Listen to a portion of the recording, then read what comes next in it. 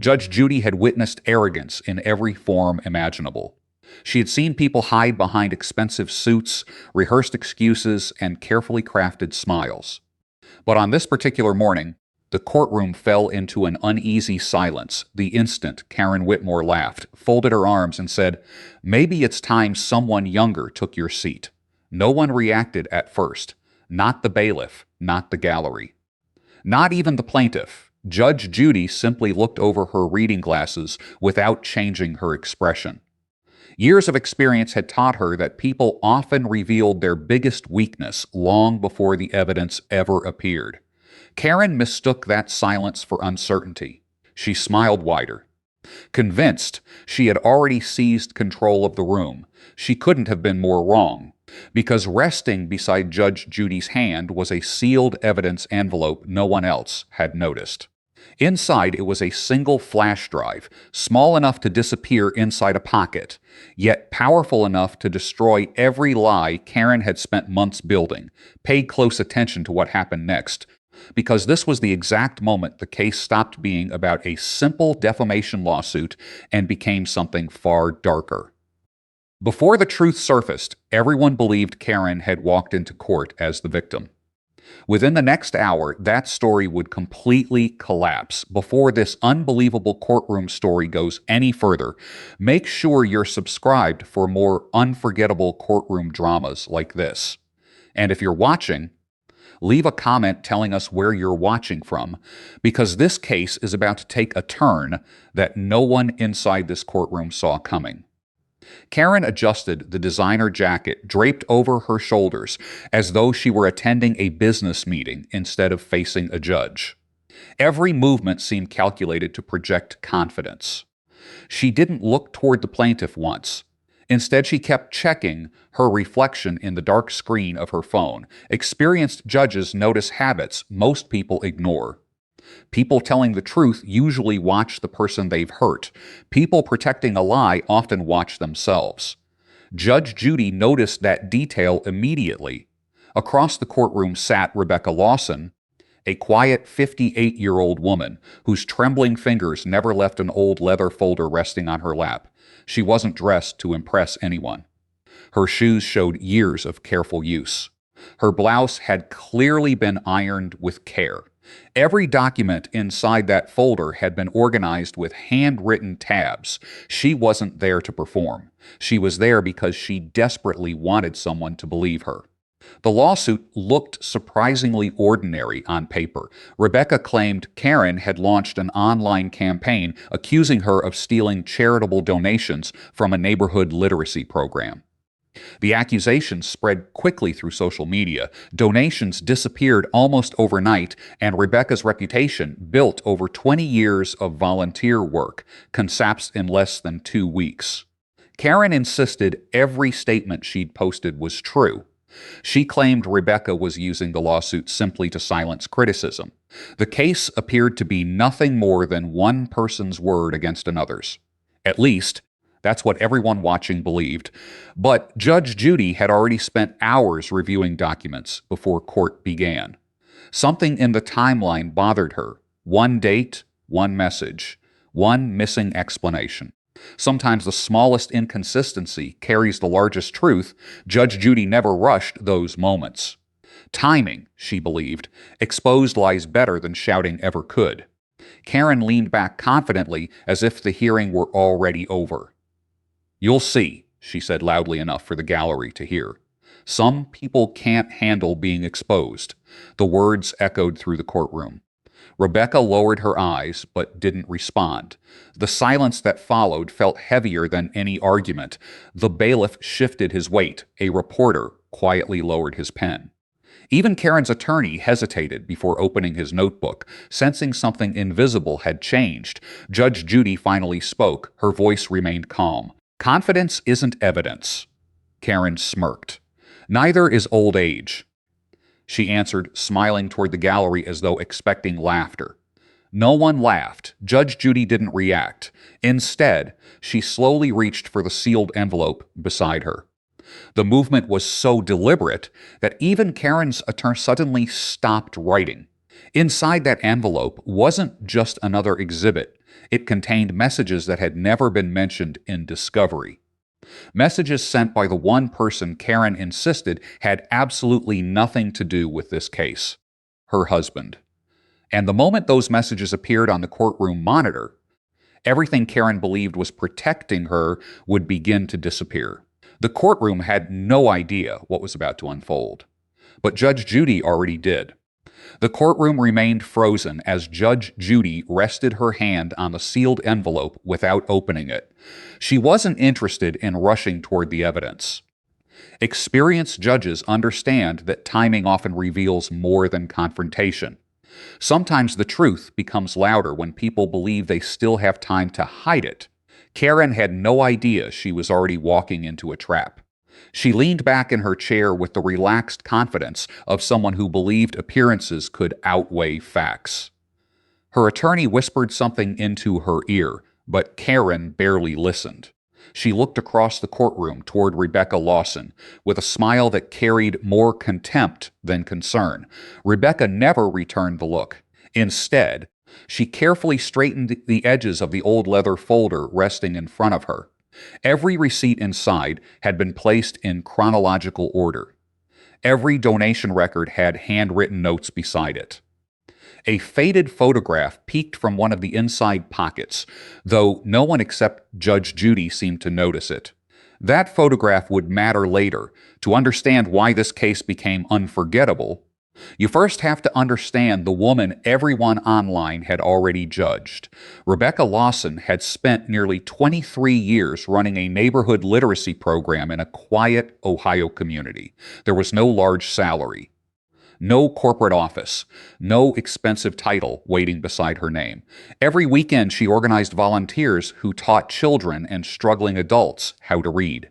Hundreds of donated books had passed through her hands over 2 decades. People trusted her because she had earned that trust one family at a time. Then everything changed in less than 10 days. Anonymous posts appeared online accusing Rebecca of stealing thousands of dollars from community donations. Screenshots spread across neighborhood groups. Parents withdrew their children from the program. Local businesses quietly canceled sponsorships. Volunteers stopped answering her phone calls. Her reputation disappeared long before anyone asked for proof. This case was never really about the money. It was about dignity. In court, people often argue over dollar amounts, but beneath those numbers, they are usually fighting for something impossible to replace: respect, trust, identity. Judge Judy watched Rebecca as she answered the first questions. Her voice shook slightly, not because she doubted herself, because she had repeated this story so many times that every sentence reminded her of what she had already lost. "Mrs. Lawson," Judge Judy asked calmly, "did you ever personally handle the donation account?" Rebecca nodded. "Yes, Your Honor. Every payment required 2 signatures, mine and another board member's." Karen immediately rolled her eyes. "There she goes again," Karen interrupted. "She's trying to sound innocent." Judge Judy didn't even glance in Karen's direction. Instead, she continued watching Rebecca. Real fear doesn't always cry. Sometimes it speaks carefully because it's terrified of saying one wrong word. Rebecca reached into her folder and removed the faded photograph Judge Judy had noticed earlier. It showed a group of children standing beside shelves filled with books inside the literacy center. Rebecca stood quietly in the back row, almost hidden behind everyone else. Judge Judy studied the picture for several seconds. "When was this taken?" 6 years ago, Rebecca answered softly. The little boy in front couldn't read a single sentence when he first came. Last month, he became the first person in his family accepted into college. For the first time all morning, the courtroom gallery became completely silent. The lawsuit suddenly felt much smaller than the life it had interrupted. Karen sighed dramatically. "It's just a photo," she muttered. But experienced judges know something manipulative people often forget. People who build lies usually underestimate objects that carry genuine memory. Judge Judy placed the photograph beside the folder instead of returning it. She had noticed something else. The date printed across the bottom corner matched one of the earliest donation records submitted into evidence. That coincidence was too precise to ignore. Meanwhile, Karen seemed increasingly impatient. She wanted to skip ahead. She wanted the judge to ignore the history and focus only on the internet posts. People hiding behind a story often want the conversation to move faster than the evidence. Judge Judy had no intention of letting that happen. She turned another page in the court file. "Mrs. Lawson," she asked, "before these accusations appeared online, had you ever met Karen Whitmore?" Rebecca hesitated. Her fingers tightened around the edge of the folder. "Only once." Karen's confident smile returned instantly. "There," she said. "Exactly once. She barely knows me." Judge Judy looked up. "And yet," she said quietly, "according to these filings, someone connected to your household exchanged dozens of private messages discussing Mrs. Lawson months before those public accusations appeared." Karen's smile disappeared. Only for a moment, but Judge Judy noticed it. Bodies confess before mouths do, Karen quickly recovered.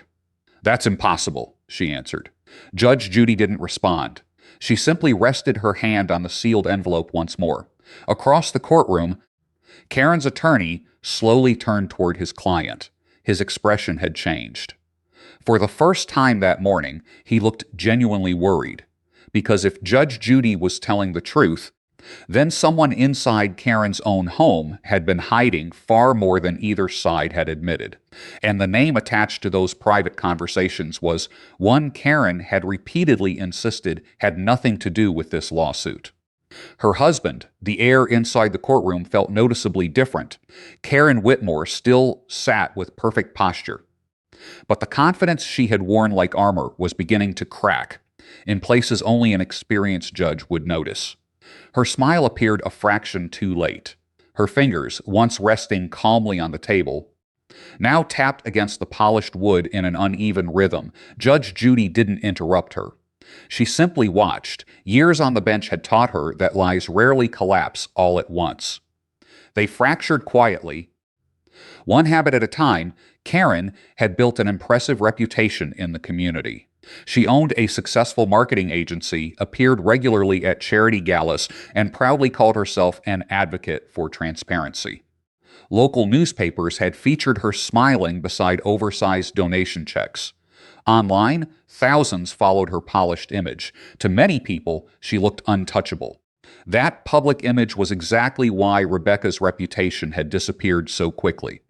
When someone admired by the public points a finger, people often stop asking whether the accusation deserves proof. The narrator could almost feel the shift that had taken place months before this hearing. Parents had believed Karen because confidence often disguises itself as credibility. But credibility and truth are not the same thing. Judge Judy knew the difference. Karen crossed one leg over the other and looked toward Rebecca with a faint smile. "You've fooled enough people," she said. "Maybe today they'll finally see who you really are." Rebecca never answered. Instead, she carefully folded her hands together. She wasn't looking at Karen. She was looking at the photograph, still resting beside Judge Judy. People protecting the truth often focus on what matters. People protecting a lie often focus on the person they're trying to defeat. Judge Judy quietly noticed both. Karen's attorney finally stood to address the court. "Your Honor," he began, "my client acted responsibly after receiving information from multiple private sources. She had every reason to believe the statements she shared were accurate." Judge Judy looked up. "What private sources?" The attorney hesitated. Karen answered before he could. "Concerned members of the community. Names," they asked to remain anonymous. The courtroom became silent again. Judge Judy slowly removed her glasses. "Anonymous accusations," she said calmly, "may spread quickly online. They don't carry much weight inside a courtroom." Karen's expression hardened. "You weren't there," she replied. "I wasn't," Judge Judy answered. "That's why we're here." The answer landed harder than anyone expected. Even Karen's attorney lowered his eyes for a moment. Experienced judges understand that the simplest questions often become the most dangerous. Judge Judy turned another page in the file. Mrs. Whitmore, you testified that your husband had absolutely no involvement in your decision to publish these accusations. Karen nodded immediately. Whatsoever. You've said that several times, because it's true. The response came too quickly, almost rehearsed. Judge Judy didn't challenge it. Not yet. Instead, she asked something entirely different. How long have you been married? Karen blinked. 12 years. And during those 12 years, Judge Judy paused deliberately. Has your husband ever assisted with your social media accounts or public campaigns? Karen hesitated, only for a heartbeat, occasionally. Rebecca quietly looked up. For the first time all morning, there was something resembling hope in her eyes. Judge Judy noticed, bodies confess before mouths do. Karen suddenly leaned forward. This has nothing to do with him. Judge Judy remained perfectly still. You seem very eager to convince me of that. Karen forced a laugh, because it's ridiculous. The laugh sounded hollow across the courtroom. Karen's attorney slowly reached for a legal pad and scribbled something urgently. Karen glanced at it. Her expression changed, not dramatically, just enough. The confidence that had carried her into the courtroom was beginning to disappear. The gallery sensed it too. No one whispered. No one moved. The room seemed to understand that something important was approaching. The narrator could almost feel the invisible pressure building. Judge Judy hadn't accused Karen of lying. She hadn't revealed a single message. She hadn't opened the envelope. And yet Karen was already defending evidence that had never been mentioned. That was rarely a good sign. Liars often prepare answers. They rarely prepare for silence. Judge Judy folded her hands. Then she asked one final question. If your husband wasn't involved, she let the words hang in the air. Why did he send 23 private messages discussing Rebecca Lawson weeks before your first public post? Karen's face lost every trace of color. Her attorney slowly closed his notebook. The bailiff instinctively took one step forward. Rebecca gripped the edge of her chair. Karen opened her mouth. But no words came out. Judge Judy finally reached for the sealed evidence envelope. Inside rested the flash drive everyone had overlooked. The courtroom monitor remained dark. Only one click separated Karen's carefully crafted story from the truth.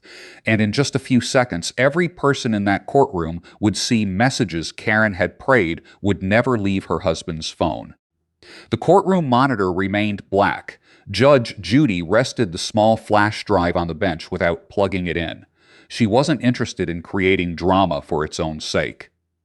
She understood something Karen did not. Evidence has the greatest impact when people have already trapped themselves with their own words. Karen swallowed hard. Only minutes earlier, she had laughed at the court and mocked Judge Judy's age. Now she stared at the tiny piece of plastic as though it were something alive. The gallery noticed the change. So did Judge Judy. Real confidence, the narrator observed, doesn't disappear when a judge reaches for evidence. False confidence often does. Karen's attorney leaned closer and whispered, "If there's anything I don't know, you need to tell me now." Karen didn't answer. She couldn't. For the first time that morning, she avoided eye contact with everyone, not just Rebecca, but even the lawyer who had come to defend her. Judge Judy finally broke the silence. Mrs. Whitmore, you've testified 3 separate times that your husband had no involvement in your campaign against Mrs. Lawson. That's correct. You've also testified that you acted entirely on information from anonymous community members. Yes. Judge Judy gave a slight nod. I appreciate clear answers. Karen managed a nervous smile. I've been completely honest. The narrator could almost feel the atmosphere tighten. People often believe the danger comes from difficult questions. Experienced judges know the real danger comes after simple answers. Judge Judy picked up the flash drive. This device was obtained through lawful discovery after both parties agreed to produce relevant electronic communications. Karen's attorney slowly straightened in his chair.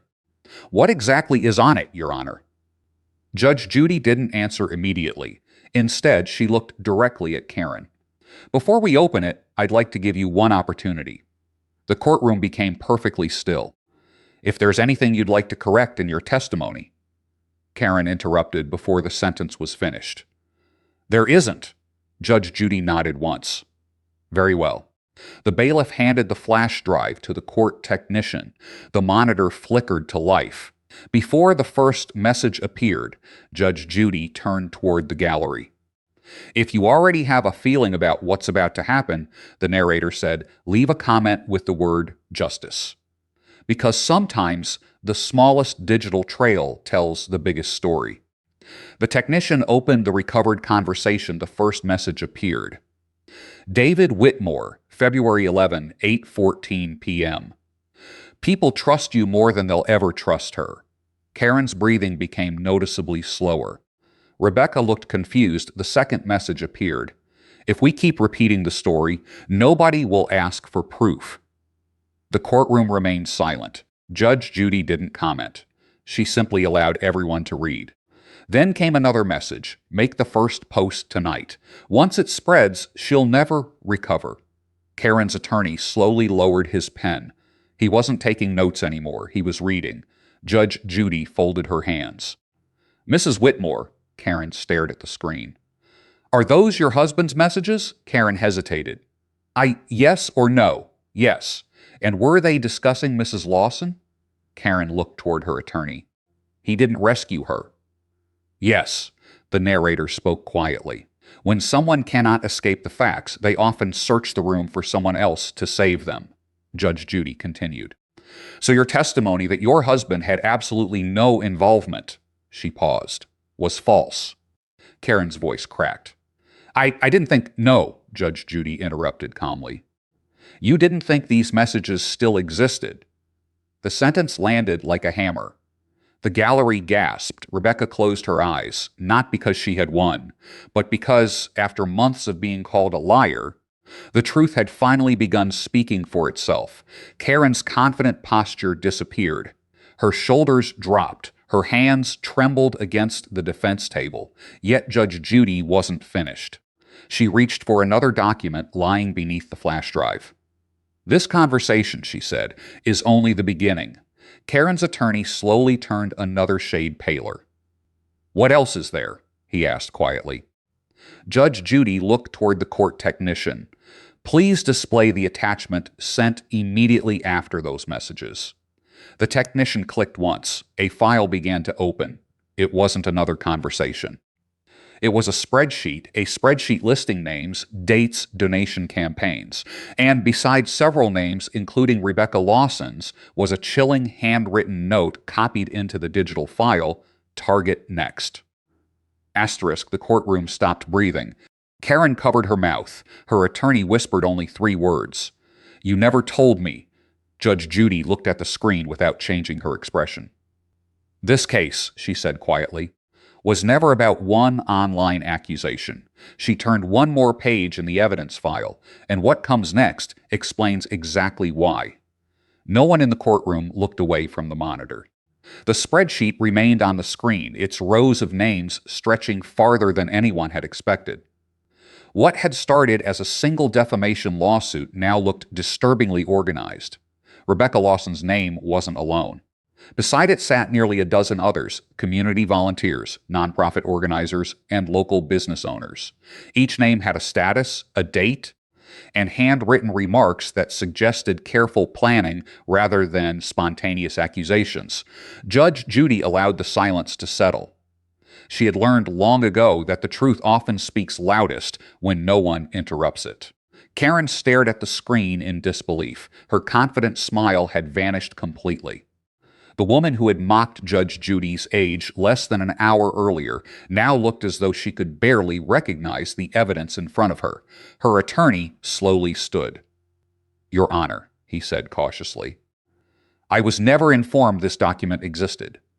Judge Judy looked at him. I believe you. The simple response sent another ripple through the courtroom because everyone understood what it implied. If Karen's own lawyer hadn't known about the spreadsheet, then someone had intentionally hidden it. Judge Judy turned her attention back to Karen. Mrs. Whitmore, would you like to explain why this document lists Mrs. Lawson as target next nearly 3 weeks before your first public accusation? Karen swallowed. I've never seen that spreadsheet. Judge Judy didn't argue. Instead, she nodded toward the technician. The next attachment, please. A second file appeared. This time it was an email. The sender, David Whitmore. The recipient, Karen Whitmore. The subject line read, asterisk, campaign timeline. The courtroom became so quiet that even the faint hum of the monitor seemed unusually loud. Judge Judy asked only one question. Is this your email address? Karen closed her eyes. Yes. And did you receive this message? Another long pause. Yes. Her voice barely carried across the room. The narrator spoke quietly. Liars often spend months building a story. Sometimes a single forgotten email tears it down in seconds. The email contained instructions, dates, suggested wording, recommendations on when to publish accusations. Even reminders to encourage others to repost them before anyone requested evidence. Rebecca covered her mouth. For months she had believed the attacks were random. Now she realized they had been coordinated. The emotional weight of that realization settled over the courtroom. This had never been one angry post. It had been a campaign. Judge Judy continued reading silently before looking back toward Karen. You testified that you simply shared concerns raised by others. Karen didn't answer. This email shows the concerns were being manufactured before the first public statement was ever made. Karen's attorney slowly removed his glasses. He rubbed his forehead and whispered, almost to himself, "This changes everything." Judge Judy agreed. It certainly changes the credibility of the testimony. Rebecca's old leather folder suddenly looked very different. The receipts, the donation records, the handwritten notes. They had never been attempts to defend a guilty conscience.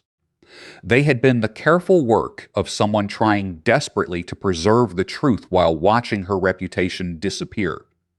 Sometimes justice doesn't arrive with a dramatic confession. Sometimes it arrives one document at a time. Judge Judy reached beneath the evidence file one final time. There is one more exhibit. Karen's eyes widened. There can't be. Judge Judy ignored the interruption. The technician loaded a short video clip recovered from David Whitmore's cloud backup. The screen showed Karen and David sitting at their kitchen table weeks before the accusations began. The audio was crystal clear. David asked, "What if someone asks for proof?" Karen laughed. "They won't. People believe confidence long before they believe evidence." A collective gasp filled the courtroom. Then came the sentence that ended any remaining doubt. Karen smiled at her husband and said, "By the time anyone checks the facts, her reputation will already be gone." Judge Judy slowly turned off the monitor. She didn't raise her voice. She didn't need to. The evidence had done exactly what anger never could. Karen buried her face in her hands. Her attorney quietly returned to his seat without saying another word. Rebecca's eyes filled with tears, but she never cried aloud. She wasn't overwhelmed by victory. She was overwhelmed by finally being believed. Judge Judy folded her hands and looked directly at Karen. The court has heard enough evidence to understand exactly what happened. Karen slowly looked up, knowing the next words would determine not only the outcome of the case, but the future of everything she had built. The courtroom waited in complete silence as Judge Judy prepared to deliver her final ruling. The silence inside the courtroom lasted several long seconds. No one shifted in their seat. No one whispered. Every eye remained fixed on Judge Judy. Karen Whitmore slowly lifted her head. The confidence that had carried her into court that morning had disappeared completely. Her carefully practiced smile was gone, replaced by the unmistakable expression of someone realizing that every escape route had closed. Judge Judy folded her hands. "When people come into this courtroom," she began calmly, "they're entitled to defend themselves. They're entitled to disagree. They're even entitled to make mistakes." She paused. They are not entitled to manufacture a lie, destroy another person's reputation, and then ask this court to believe it was an accident. The courtroom remained perfectly still. Judge Judy turned toward Rebecca Lawson. For more than 20 years, you built a reputation one day at a time. Rebecca lowered her eyes. The defendant attempted to destroy that reputation in less than 2 weeks. Judge Judy looked back at Karen. The evidence wasn't merely convincing. She glanced toward the dark courtroom monitor. It was overwhelming. Karen's attorney slowly stood.